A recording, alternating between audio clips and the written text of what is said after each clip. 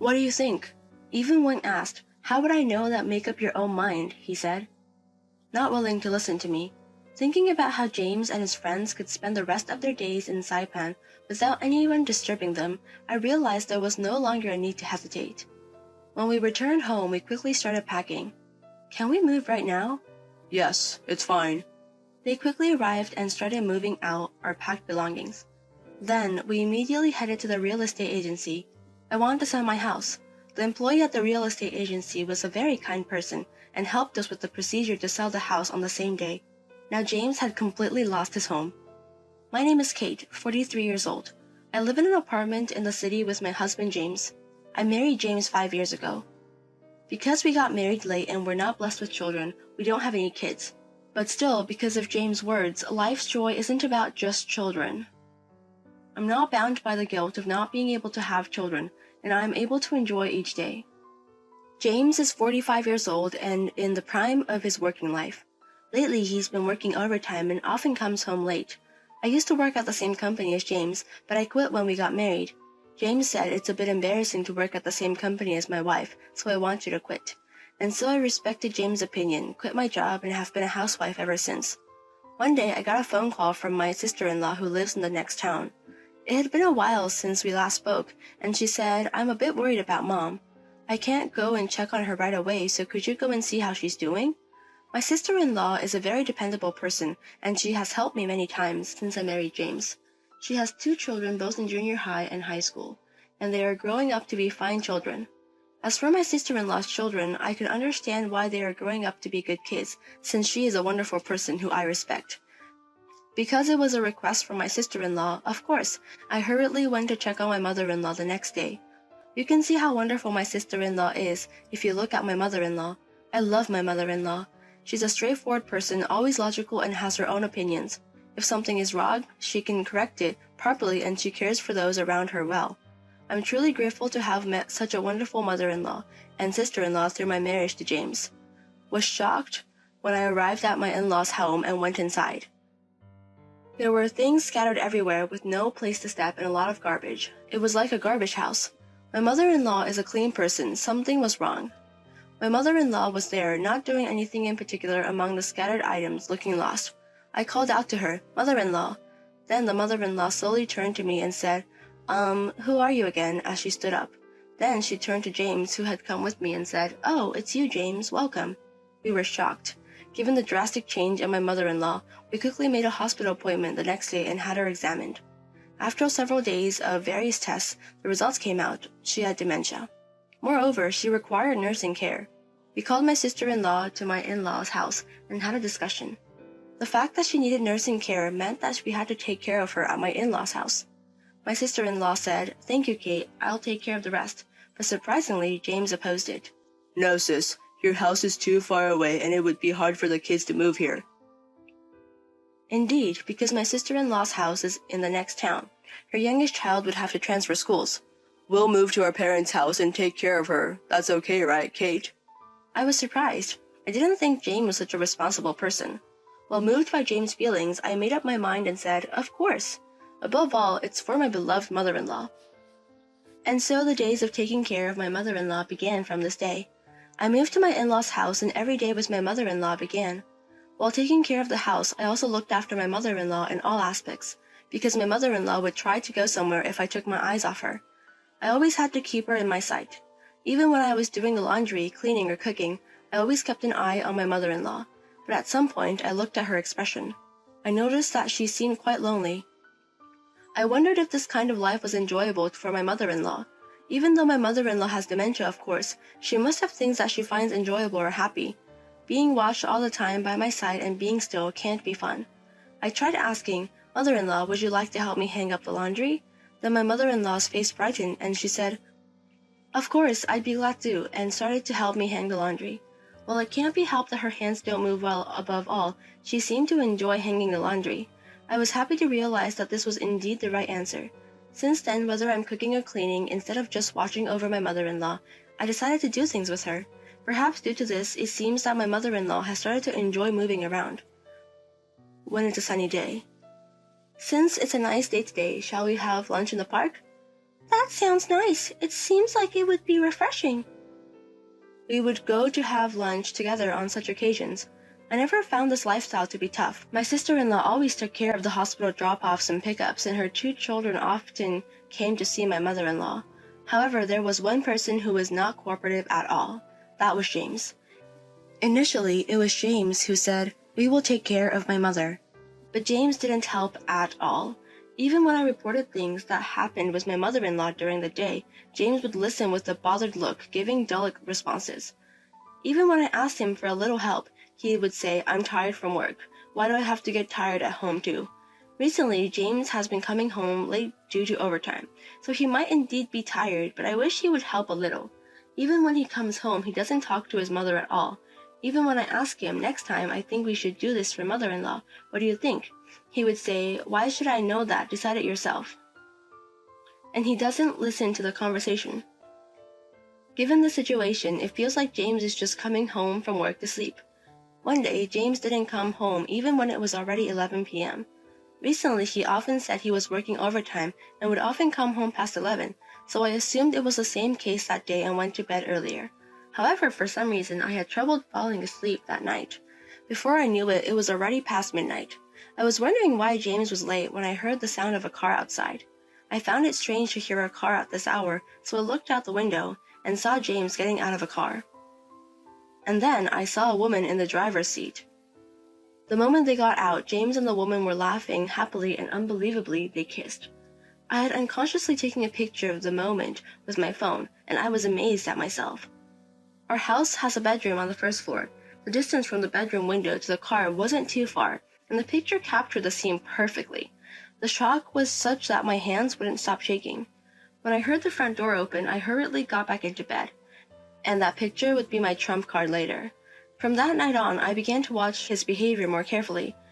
Then I started noticing several things that seemed odd. To begin with, claiming he was working overtime seemed unnatural when I thought about it. James might have forgotten, but we used to work at the same company. I know what kind of work James does, and if I think about it, it's clear that his work doesn't require overtime. And if it's just a simple lie like that, I could verify whether it's true or not. So I decided to call a friend who used to be my coworker. "Long time no see, what's up?" "Sorry for the sudden call, but I wanted to ask about James' department at work. Is it really busy these days?" "James? Nope. I got assigned to his department last month, but it's pretty laid back. I sometimes wonder if we should even be getting paid." I knew it. There's no way he'd have overtime in such a slack situation. That means on the days when James said he was working overtime, he was probably spending time with his mistress. My suspicions turned into convictions. One morning, as James was leaving for work, I noticed he had a large bag. I asked him suspiciously, "Why are you carrying such a big bag?" He seemed strangely flustered and stuttered, "I suddenly have to go on a business trip for a week. Please take care of things while I'm gone." "A week? Where are you going?" "Oh, well, I'm not sure yet. I need to check at the office, so I'm leaving now." And with that, he left in a hurry. I sent a message to my friend on text. "Is there anyone on a business trip today?" "I'm not sure, but there shouldn't be. We haven't had any big assignments recently." Just as I thought. That means he plans to leave the house for a week to meet his mistress. Then I heard my mother-in-law calling my name. "Kate."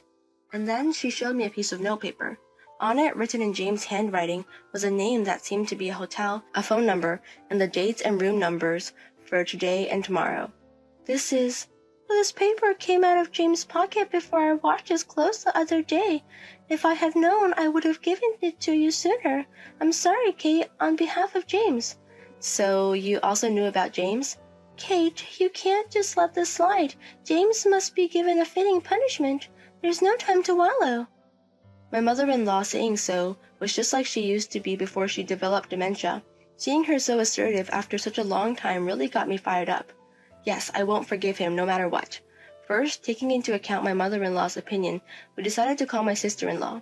As soon as she arrived, my sister-in-law apologized, saying, "Kate, I'm so sorry, my stupid brother," and bowed her head. I tried to comfort my sister-in-law, telling her she didn't need to apologize, and the three of us started to plan our next move. First, we looked at the note and confirmed the location of the hotel. James would probably be staying at this hotel for the next 2 days. After that, what to do? The next day, we decided to drive to the hotel in my sister-in-law's car. When we arrived, we found ourselves at the hotel not so far from LAX airport in Los Angeles, and in the hotel parking lot we saw a familiar car. I looked at the photo on my smartphone. Of course it was the picture of James kissing that woman that night. It was the same car that was in the photo. After a while, a man we recognized emerged from the hotel. It was unmistakably James. We hid in the shadow of the car to avoid being seen. A woman came out after him and linked arms with James. I took a photo of the scene, unable to believe what I was witnessing. My mother-in-law and sister-in-law were also left speechless. There was a little boy about 1 year old. The child happily took James' hand and the three of them walked off cheerfully. To an outsider, they would look like a happy, loving family. I, his actual wife, was the one capturing the scene. I felt pathetic, but there were no time to dwell on that. The three of them headed straight to the airport. They left the car at the hotel. Upon arriving at the airport, they laughed and joked around, before disappearing into the airplane boarding area. Their destination was Saipan. Thinking about James and his companions spent the remaining days happily in Saipan without any interruptions, I no longer had any doubts. When we got home, we quickly started packing while tidying up the house. We called the moving company and asked, "Can we move right now?" They replied, "Yes, that's fine." They came right away to help us pack. They started to take away the packed items, and we decided to temporarily store them at my sister-in-law's house. After that, we immediately headed to the real estate agent. I wanted to sell my house. The staff at the real estate agency was very kind and helped us to arrange for an immediate sale. Now, James would no longer have a home to return to. Just thinking about it made me feel exhilarated. Afterward, my mother-in-law and I got a room at a nearby business hotel where we would stay for a while.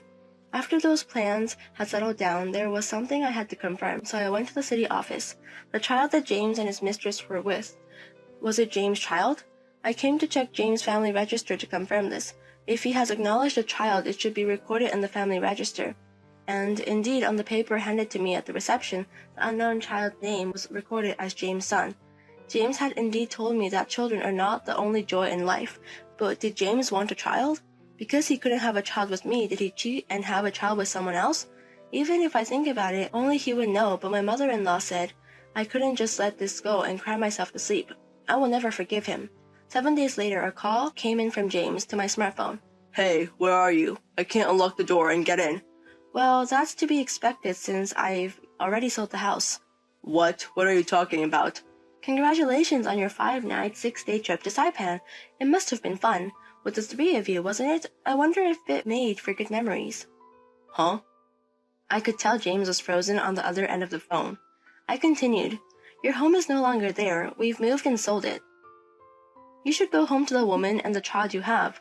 Wait, it's not what you think. That's not my child. I was finally so angry at James for still making excuses at this point that I unleashed all the anger I'd been holding back. Don't you dare joke with me. You even recognized the child, and now you've had enough of making a fool out of me. Do you think your excuses are going to work now? I don't ever want to see a terrible man like you again. Perhaps because this was the first time I'd ever been so angry, my husband fell silent. I had been speaking on speakerphone, and my mother-in-law spoke up. James, just so you know, no matter how much you try to talk your way out of it, it's impossible. We have all the evidence, and the lawyer is listening to this call. Kate will be claiming damages from you, so be sure to pay them without fussing. And by the way, I'm cutting all ties with you as a parent. Don't even think about relying on me. And I won't leave you a single penny of my inheritance. Wait, what do you mean, Mom? You're not suffering from dementia at all, are you? You idiot, I do indeed have dementia, but when Kate is so hurt and in such a crisis, what good would it do if I didn't pull myself together? Kate has been devoted to me all the time. I can't be her mother-in-law if I can't repay that.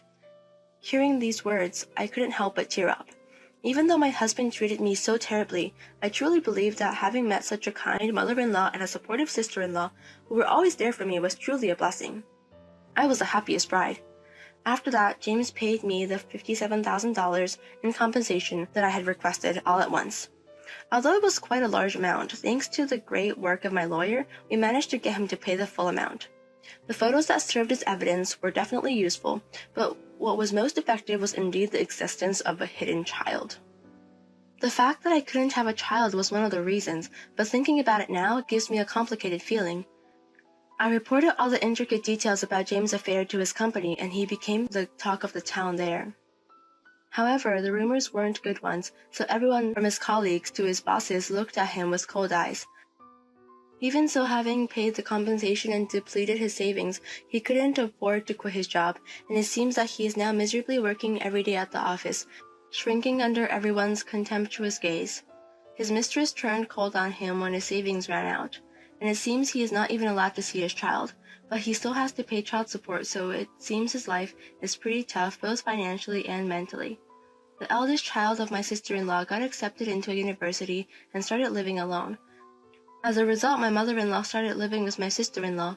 I bought a piece of land and built a small single-story house there. That's where I started my new life. I'm now using the qualifications I already had to do a job I can do at home. My mother-in-law and sister-in-law often come over to play at my house, so I never feel lonely. My mother-in-law's dementia seems to have disappeared like it was a lie. The hospital doesn't call it a recovery, but my mother-in-law always says it's thanks to me. From now on, I want to find more joy in my life and live happily every day.